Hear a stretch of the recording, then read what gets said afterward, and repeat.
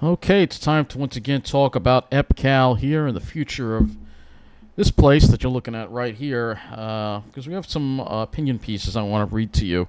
A whole bunch of them, actually, in Riverhead Local. And we're going to do this first one here. It says, "Hey, 555, we get it, do you?" So this is about the meeting that happened a few weeks ago. I think it was a few weeks ago now. A few hundred people turned out this week, this was May 7th, this was written, to hear 555's plans for the Enterprise Park at Calverton. At least that's how the event was billed by the Riverhead Industrial Development Agency, which arranged the forum at the Hotel Indigo. What they got instead was dodgy answers to direct questions and a condescending attitude from 555's arrogant attorney, a former town official who now makes a living representing developers looking to take advantage of Riverhead Town's obsolete zoning and officials all too willing to do these developers' bidding. The town's deal with 555 has taken a lot of twists and turns, and this week we tried to lay out the relevant history of the thing so we can keep it straight. Perhaps that's what motivated 555's attorney to start Wednesday its presentation with a long-winded history of EPCAL dating back to the glory days of Grumman Aerospace. But the 300 or so people who attended the meeting quickly found it tiresome and irrelevant. He bristled at their response because, he said, it's important for us folks of limited intelligence and narrow perspective to understand the history as well as he does. Perhaps it was just another instance of a politician's turned developer's attorney who likes to talk about himself, because a lot of Chris Kent's history covered things that happened when he was on the town of Riverhead Town Board and things he did back in the day, which put him in the position of knowing so much more than the rest of the people in that room. And by the way, he's proud of the residents of the town he used to live in for being engaged, since that makes for a good government. Or perhaps his motivation was to kill time in an effort to use as many words as possible to disclose as little as possible about the company's actual plans. That tactic has become obvious as he fielded questions after questions with responses that mostly amounted to no comment, dressed up as "we don't know." We don't know. But don't worry, folks. Whatever it is, it won't be a cargo airport. Where did you ever get that crazy idea? Yeah, from the diagrams. Well, Mr. Kent, that would be from the words written and spoken and presented in plans by the developer's own attorney, architect, and engineer. The presentation to the Riverhead Industrial Development Agency on September 21st was actually pretty straightforward. And you can watch the town's video of that presentation here. So yeah, the crowd worried about the cargo-laden 747s coming in for a landing in Calverton quickly grew restless Wednesday night by Kent's efforts to convince them that the September presentation was something other than what they saw with their own eyes and heard with their own ears. The people of Riverhead have heard a lot of ideas floated for EPCAL over the years by a variety of people and companies, but there is a distinct difference in significance between plans we've seen in the past and the plans in the currently pending application to RIDA. The presentation and application to the RIDA, which is Riverhead Industrial Development Agency, are on the basis on which the agency will make its decision on whether to support this project with public money. This is where the rubber meets the road. This is how the applicant justifies its request for financial assistance. Yes, they want financial assistance to destroy the environment. There shouldn't be much wiggle room. Can the IDA truly provide financial assistance with public funds, over $10 million in mortgage and sales use tax exemptions, plus an as yet undisclosed amount in real property tax exemptions over a period of 20 years for each building, to support a project for which there are no plans, for which the answer to every question is, we don't know yet? Really? We're not building a cargo airport, kept Kent telling the crowd on Wednesday night. As Andrew Levin, a former federal prosecutor and practicing attorney, told Kent, so rather than playing more word games, it's going to be used for cargo. Whether you call it a cargo airport or not, it's still being used for cargo with airplanes. Truth. To quote the application cover letter written by Kent's law partner, Peter Curry, to the Riverhead Industrial Development Agency, as stated previously, CAT will invest a minimum of $1 million to repair and upgrade the eastern runway so that it can accommodate cargo planes and other manned aircraft, as well as drones and other unmanned aircraft, all in accordance with the town of Riverhead zoning code. At least they're talking about the east runway, not the west runway, which is the place we go to. But the east runway also has some scenery that I just haven't seen yet. And project engineer Chris Robertson at the September 21st RIDA meeting presented 555's plans. We've also set the buildings up in accordance with Part 77 of the Aviation to provide a component of the taxiway, a future taxiway, and it will run down the east side of the east runway, the 10,000-foot runway, and an apron. So these buildings can be served from both airplane as well as trucking facilities on the opposite side of the building, so that we can keep the varying use of components of these buildings separate. Employee vehicular traffic, tractor-trailer traffic, and airplane traffic all separated and serving the building from different directions. The Part 77 he was referring to was the Title 14, Part 77 of the Code of Federal Regulations governing the safe, efficient use and preservation of navigable air space. I mentioned the taxiway, which would be located approximately, the apron, which would be located about 500 feet away from the center line of the runway. In the initial phase, we'll build a small piece of the taxiway. This taxiway is anticipated to be expanded all the way along the east side to the north and to the south to serve that easterly runway in the future as future buildings come online. So it sounds a lot like a cargo airport, doesn't it?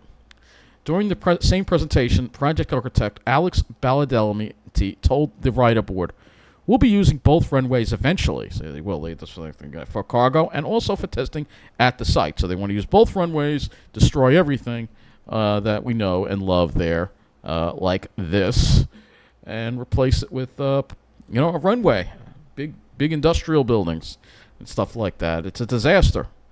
All right, this would be the worst thing to ever happen to the Long Island Pine Barrens if they get away with it. He went on to describe the proposed development. There are 3 flex buildings for R&D and development, and then 2 large 300,000 square feet industrial buildings, warehouse distributions buildings. These are cross-dock facilities so that can connect the apron off the taxiway on one side directly to planes and cargo, and on the other side, transportation and distribution coming out of the other side of the building. Writer chairperson Jim Farley said he was puzzled. When I look at the build-out, it could be significant air cargo, which I don't necessarily have a problem with. I'm just trying to figure out how that operation works in what is sort of logistically hampered location in the world, actually Long Island. So again, you can see RIDA is already kind of like Riverhead Industrial Development. You can say kind of like, they don't care about, they just looking at this and saying just destroy and build, and until there's nothing left. That's the Riverhead mantra. 555 engineer Chris Robertson answered Farley. The vision, he said, is bringing packages which get brought into a logistics building, transferred onto tractor-trailer trucks, which may be brought onto other distribution facilities downstream. I mean, we're not talking about Amazon, but I'll give them as an instance. They use their last-mile distribution centers where they have tractor-trailer trucks that come in the overnight hours, unload product. That product is divvied up within the building, and then they have what they call launching ramp, where they have the vans that get loaded in the morning, leave the facility, and go out and deliver it, and then come back empty at the end of the day. So this will be a piece in that cog. Technically, currently, that end of the logistics business is not handled on Long Island. That would be an incredible opportunity to bring that here. Where currently it might be done in Nashville or other parts of the country where products are flown in, divvied up, and put on trailer trucks delivered to other local distribution facilities, the last mile facilities or other ones, he said. So it's a piece of an overall puzzle, and I think this creates an excellent opportunity to provide that on Long Island and help feed Long Island from the end of it versus all of that trucking that currently comes over the bridges from points west.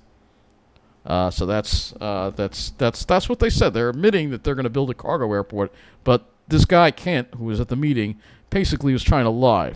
So no, the 555 damage control tour didn't go too well for Kent Wednesday night, and that's because Riverhead residents have eyes and ears, and most importantly, brains. They know what they saw and heard, and they understand what it means. They love their homes and the town they live in. They don't want their quality of life to be destroyed by jets carrying cargo into Calverton at all hours to be offloaded at a cross-dock logistics center for tractor-trailers to haul off in the middle of the night to last-mile facilities, perhaps that 641,000 square foot logistics center being proposed for Middle Road in Calverton by another one of Kent's clients, North Point. North Point also says it building that facility on spec without a known tenant. So it's kind of weird to just build it without a tenant. Whatever name they give 555's plan, a hub, a cog, a piece in the puzzle, it's still a place with runways and planes carrying cargo, typically 747s, which when fully loaded weigh 890,000 pounds, would be landing, and it would generate truck traffic here, the likes which we've never seen. Yes, the people are angry. They're angry about the plans that were unveiled, and they're angry about the gaslighting going on. The people of Riverhead are not stupid, so don't treat us that way. We get it. Do you? So a great opinion piece there, and there are a couple of other opinion pieces that I want to read to you as well here on this as well.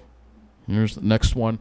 Cat's EPCAL plan violates the very town ordinance it says relies on for approval.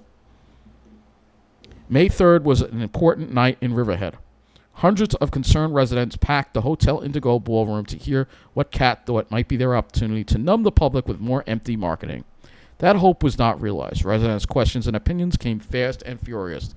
One of those questions came from me. After sharing that under the relevant traffic data, Cat's proposal to build the equivalent of 13 and a half new Tanger outlet malls. That's what they're trying. That's how much they would build there, right? So take Tanger and then multiply it by 13 and a half. It would likely generate between 35,000 and 66,000 new vehicle trips on Route 25 per day. I reference CAT's own application for this project, which states complies with the Planned Development PD zoning use district. I then pointed out, according to the same PD ordinance, that any use of the site which generates offensive noise, vibration, dust, smoke, gas, or other nuisances shall be prohibited. So it's actually what they're proposing is against town code. Town of Riverhead Code, Part 3, Zoning and Land Development. And so there you go. So it says prohibited. Prohibited. That's basically, it's pretty clear. So they're trying to basically break the law. Leading to my question, I asked CAT attorney Chris Kent whether choking our roads with between 35,000 and 66,000 new vehicle trips per day would generate offensive noise, vibration, dust, smoke, gas, or constitute an other nuisance in violation of the PD ordinance. Kent, a former member of the town board and now CAT's lawyer on this project, presumably knows how to read ordinances. Except apparently this one. Kent declined to answer my simple question. He said he would need to talk to an expert to figure it out. Tim Hubbard, currently on the same town board that is a co-applicant with CAT on this debacle and announced candidate for town supervisor, was also in the room. He too had every opportunity to speak up and answer that simple question. What did we get from Mr. Hubbard? Crickets. As a former federal prosecutor, I know how to read ordinances, so let me help them both out now. Nuisance is a flexible concept. The basic idea is simple. Property owners have rights, but those rights are not unlimited. A property owner may not use his land so unreasonably as to interfere unreasonably with another landowner's use and enjoyment of his land. Meaning, for example, that CAT cannot do things with the EPCAL tract that annoys, injures, or endangers the comfort, repose, health, or safety of others, or obstructs or tends to obstruct or render dangerous for passage any street or highway, or in any way renders other persons insecure in life or in the use of the property. That is the general concept. And under it, CAT fails. Which is a failure that becomes even more obvious when we look at the actual PD ordinance. The one CAT says it is adhering to. By its terms, that PD ordinance defines use of the tract that generates offensive noise, vibration, dust, smoke, gas, as in effect prohibited nuisances.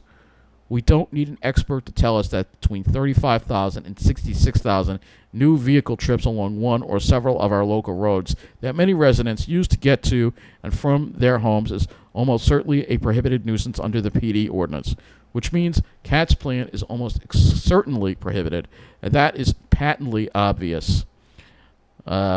Equally obvious is that we need to elect people with enough integrity to say so.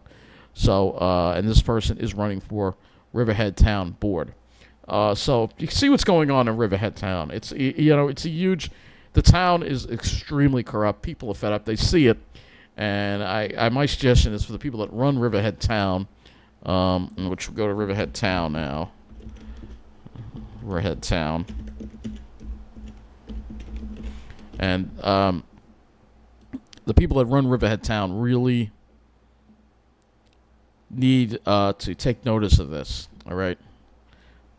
Because there's an election coming up. They're all in. I think they're all up for election at this point. So this, of course, is the EPCAL development proposed. You see this whole thing here. They want to just it's a terrible thing. This is the resolution here that they made of the agreements here that they have, quote unquote, and all this other stuff. They have a whole page here for EPCAL, which we've seen before.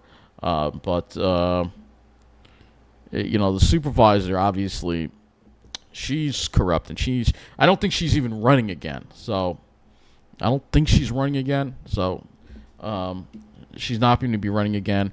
But you do have other people. You have the town council as well.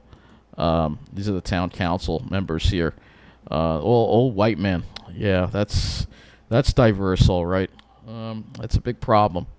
So this is what I mean. They look like the kind they're going to be looking out for, Wall Street, looking out for money and developers. They're not going to be looking out for this. They're not going to be looking out for that. So, it's up to the people of Riverhead to do something. I'm glad they're speaking up, but it's not over yet. Riverhead can still defy the will of the people, and they're going to try. It's up to the people who live in Riverhead to vote out everybody who is in favor of this EPCAL deal and put in people who are going to put a stop to it and preserve this land, because that's the only logical solution here. I mean, this is in the Pine Barrens here. We'll just go to the maps here. We'll show you again, talk about, because this is something that really is one of the worst things to ever happen to the Long Island Pine. It's one of the worst things to ever be proposed for the Long Island Pine Barrens, all right? Because it lies in the Pine Barrens. You can see all around. This is it says Long Island Pine Barrens Preserve. We have Pine Barrens all around here. Brookhaven, Rocky Point. You have Calverton National Cemetery. You have Northampton. You have Westhampton. And if they've got planes flying in and out of here, and it's one thing I know Grumman had. You can't compare Grumman, who flew small fighter planes. They didn't fly 747s in and out. And that's kind of a lost argument because Grumman has been gone now for, over 30 years already. The land has reverted back to nature. We need to let that continue. The disruption that this would cause to the Pine Barrens, the jets, the trucks, this could be the end for the Pine Barrens because even if it's just this area that gets ruined, it's going to affect all this other area too, with all the development going on. And it's going to disrupt all the wildlife here. It's going to really cause. This cannot happen. Bottom line, I don't see how anyone can even think about this. It's such an outrageous proposal, and to even think about it, and then to have the taxpayers of Riverhead actually wind up footing the bill for all this destruction. I mean, it's unbelievable. Only in New York can you have such a this is up there with the jet port that they wanted to build way back. You know the story that they wanted to build. This is like this jet port that they wanted to build in the New Jersey Pine Barrens before the New Jersey Pine Barrens was preserved many, many years ago. And it was outrageous, and there was a large amount of opposition to it as well.